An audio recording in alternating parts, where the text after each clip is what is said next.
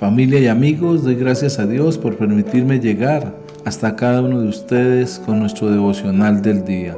Nuestro tema de hoy, un desplome moral, basado en el Salmo 53, en los versículos del 1 al 3, donde la palabra dice: Dice el necio en su corazón, no hay Dios, se han corrompido e hicieron abominable maldad.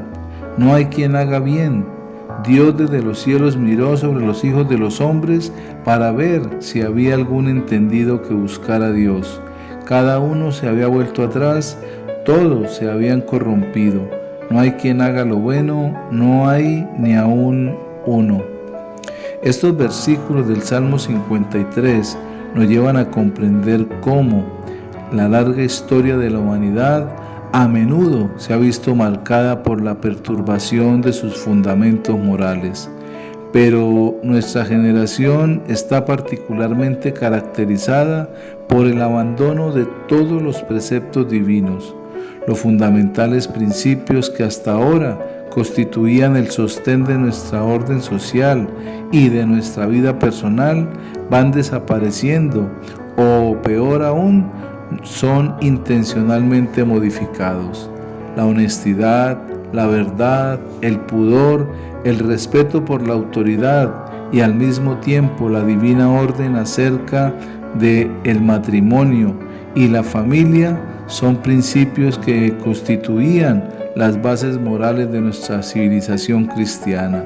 Hoy se cuestionan esas nociones y la mayor parte de la gente las está rechazando. Se quiere una sociedad fundamentada en otros principios de libertinaje, como nos dice el Salmo 11 en el versículo 3 la palabra: Si fueren destruidos los fundamentos, ¿qué ha de hacer el justo? La legislación tiende a seguir esas corrientes y año tras año se hacen más permisivas. Se facilita el divorcio, se facilita el concubinato, aún se quiere aprobar el aborto y las drogas. Entonces, ¿qué hace el creyente testigo de tal evolución? Trabajar y educar una familia en este ambiente es cada vez más difícil. ¿El creyente entonces tiene derecho a hacer compromisos? Claro que no. Él halla un inquebrantable fundamento para su fe en la palabra de Dios, la cual es la verdad y no cambia. Si bien nos encontramos aislados frente a la opinión general y muchas veces pasamos por ingenuos o atrasados, podemos firmemente contar con esa infalible palabra tan actual e instructiva como en la época en que fue inspirada y escrita. Como nos dice el Salmo 119 en el versículo 105, lámpara es a mis pies tu palabra y lumbrera a mi camino. Para los creyentes, la palabra de Dios es el faro que nos indica la ruta a seguir. No podemos nosotros, los hijos de Dios, tener compromisos con aquellos que quieren destruir los principios morales y aún los principios de la palabra de Dios. Necesitamos entender que cada uno de nosotros, al acercarnos a Dios, podemos hallar esperanza en Él y tener fortalecida nuestra fe, como nos dice la palabra en el Salmo 73, en el versículo 28, la palabra: Pero en cuanto a mí, el acercarme a Dios es el bien. He puesto en Jehová el Señor mi esperanza, para contar todas tus obras. Somos llamados hijos de Dios para manifestar su gracia y su favor, pero también para declarar que Dios es un Dios misericordioso, pero también es un Dios justo. Por eso no podemos permitir que los fundamentos y los principios de la palabra sean manoseados o sean quitados de en medio de la sociedad, porque sabemos que hay un desplome moral en este tiempo en el cual han venido a traer una transformación, un cambio a través de pactos y cosas que quieren cambiar los principios y la verdad de Dios. Pero nosotros, los llamados cristianos, los hijos de Dios, debemos tener firme ese propósito en nuestro corazón de educar a la familia en la palabra de Dios, de caminar en el propósito.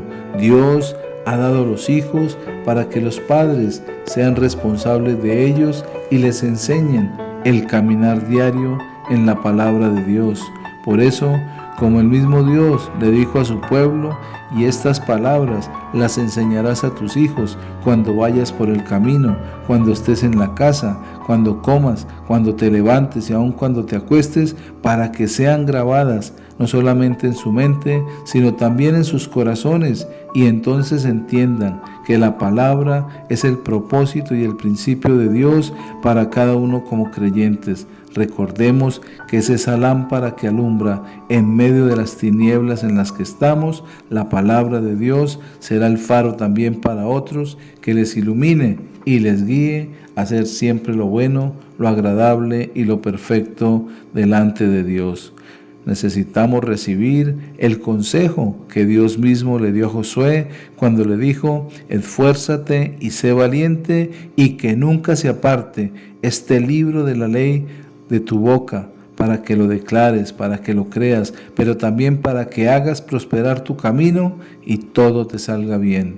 Somos llamados hijos de Dios para hacer y poner por obra su palabra y caminar en ese fundamento en el cual Dios ha establecido los principios morales, pero también principios espirituales que nos llevan a tener una comunión con Él cada día.